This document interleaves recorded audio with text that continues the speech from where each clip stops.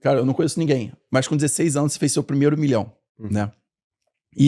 Mas nem só de vitórias se vive um empresário. Fusticando sobre sua vida, eu pesquisei também que você fez um investimento numa startup e perdeu 12 milhões. Cara, aonde você aprendeu nessa sua derrota, né? Nessa perda financeira? Quando eu vendi a empresa, eu tinha bastante caixa para brincar. Sim. E aí eu acabei montando uma empresa de investimentos para investir em negócios digitais, negócios de startups. Investi muito dinheiro em vários negócios. Eu acho que talvez tenha alguns investidores anjos no Brasil tão longevos assim quanto eu. Eu faço investimento em startup desde 99, 98, onde eu comecei a botar dinheiro em negócios digitais, assim, para brincar, né? E, obviamente, eu tive fracassos diversos, em valores diversos também. Sim. Essa startup especificamente era uma startup que a gente botou dinheiro, o fundo brasileiro-americano botamos dinheiro também, a gente foi transformar um produto B2B num produto B2C, que não era o meu expertise. Né? E eu era o CEO do negócio, eu falei para eles, olha, primeiro, eu não entendo desse mercado, B2C especificamente, a gente está entrando no mercado novo e era uma startup de inteligência artificial. Isso era 2007, eu acho. Caramba. Então a gente fazia o que o Superhuman faz hoje. A gente analisava os teus e-mails, a caixa de entrada do Facebook, do WhatsApp, do LinkedIn e SMS, que era americano o negócio. E aí a gente fazia o quê? A gente entendia qual que era o melhor canal de comunicação e a gente respondia naquele canal. E mais do que isso, a gente conseguia entender o que era importante, urgente, circunstancial dos seus e-mails, a gente criava tarefas automáticas, planejava a semana automaticamente, tudo voltado com produtividade. Só que as pessoas começaram a ficar assim, cara, peraí, como que vocês sabem o que é importante do meu e-mail? Vocês estão lendo o meu e-mail. Então começou a ter um certo pânico naquele momento, que a IA não era o mainstream. Se falava muito de IA, a IA já era, sabe, não tem muita diferença IA de 2007 para IA de agora. Assim, claro, tem diferença, obviamente. Né, evoluiu-se muito aí os modelos de treinamento, os modelos de redes neurais, a parte de IA generativa, que obviamente lá estava nos primórdios, mas já existiam algumas coisas. Então, assim, melhorou muito. Mas, se a gente for pegar as bases mesmo de inteligência artificial, é matemática, né? Matemática existe há séculos. Matemática, mais processamento, mais dados geram inteligência artificial, se a gente fosse resumir numa grande tríade. E claro que isso é um conceito muito primário do que tudo que é IA, né? Mas as pessoas reclamavam que a gente estava lendo os e-mails deles, sabe? Então, naquela época foi meio que o pessoal fala, eles ficam lendo nossos e-mails, eles estão vendo com o humano, tal. Então ficou chato, a gente se tornou uma startup intrometida. E aí o pessoal não começou a não aderir do jeito que estavam aderindo. E também depois, na época, o Facebook cortou os acessos de APIs de mensagens para leitura de inbox de várias ferramentas deles.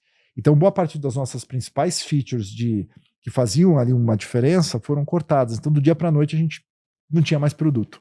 Resumindo, essa foi a história. Qual foi o aprendizado que você teve com isso? Cara, diverso. Assim, eu acho que apesar de eu ter perdido dentro dessa startup muito dinheiro, mas ela me rendeu os maiores aprendizados da vida, né? Primeiro ela me levou para os Estados Unidos. Então, quando eu fui para lá, eu conheci os maiores investidores anjos dos Estados Unidos na época, que apoiaram, inclusive, nossa startup no começo. Eu tive conhecimento sobre Vale do Silício, né? Eu morei muito tempo lá para aprender a lidar, desde a contratação, desde o que é um product market fit, como que você cria uma arquitetura, por exemplo, de desenvolvimento numa startup, porque eu tinha uma fábrica de software, né? Então era fácil você ter lá, por exemplo, um programador, um arquiteto, um cara de infraestrutura, um cara de segurança, você tem um cara de DBA, de banco de dados, você tem vários papéis, né? Porque é fácil quando a gente tinha uma fábrica locais para o cara.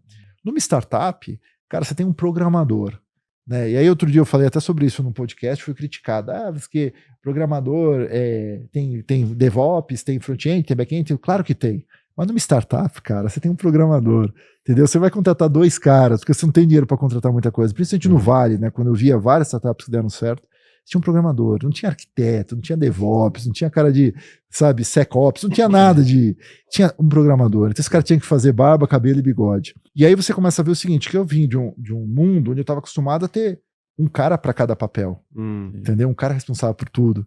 E aí onde a gente vai para o mundo onde você tem um cara que faz tudo. E aí você começa a pensar assim, caramba, e as empresas que tinham um cara que fazia tudo começavam a crescer. E obviamente, quando elas cresciam, começava a escalar e contratar esses papéis importantes dentro de uma arquitetura de uma empresa de tecnologia, né? Então isso foi um aprendizado também para mim, sabe, de diferença, e ver o seguinte, cara, no começo tem o faz tudo, e depois você vai crescendo, você vai gradativamente melhorando isso. Então, uma cabeça mais bootstrap, que a minha cabeça era de empresa grande naquele momento. Então isso me ajudou bastante. E vários outros aprendizados, assim, a forma de, por exemplo, fazer roadshow, captar dinheiro, falar com o VC, o que o VC quer, o que o VC não quer. fiquei amigo de um monte de VC, até fiz investimentos com VCs depois, em outras empresas aí do grupo. Enfim, eu aprendi muito sobre esse modelo de SaaS, que é software como serviço, que hoje eu diria o seguinte, o que eu sei fazer? Eu tenho hoje 17 negócios, desses daí 15 são de SaaS, sabe? Então, são empresas de tecnologia que vendem serviço por uma mensalidade ou por uso, ou seja, cobra uma mensalidade mais um uso de alguma coisa, ou um take rate, fica com uma parte em cima disso, né? Eu sou cliente de uma delas, inclusive. Talvez de várias. Porque o bom é o seguinte, ninguém sabe quais são as minhas empresas. Então vou deixar em off aqui. E eu tenho muita empresa que às vezes uma tá ligada. E também assim, essas empresas, né, às vezes são startups. Eu lanço hoje, a gente faz elas crescerem, lá na frente depois eu saio, eu vendo. Então assim, nada é para sempre, né? Entendi. Então hoje, por exemplo, a gente tem empresas que aí rodam muito no ecossistema de infoprodutos. Né? Então, por exemplo, tem uma de vídeos, que é a Panda Vídeos, que é bem conhecida, por exemplo. Né? A Panda cresceu muito, é uma empresa com infraestrutura incrível, com recursos incríveis de vídeo, né? Líder do Brasil, e a gente está crescendo muito fora também.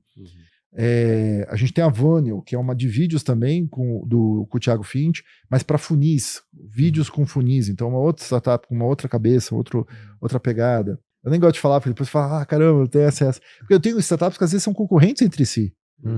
Entende? Mas é que eu não vejo como concorrentes. Porque às vezes a gente tem que entender que a gente está no mesmo mercado. O que lá na frente, se eu for juntar as duas e vender para um grupo, ou trazer investidores, ou um private equity, seja lá o que for, se eu tiver 2, 3, 4 no mesmo ecossistema, eu tenho um negócio muito mais poderoso, entendeu? Tipo, o Pão de Açúcar, o Extra e o Minuto, sabe? Sim. E aí você consegue testar o que está funcionando em uma, funciona na outra, diferente estratégia nessa, diferente estratégia nessa. Melhores práticas, a gente compartilha, por exemplo, boas experiências, erros de uma que a gente vai economizar na outra, né? E até negociar a infraestrutura.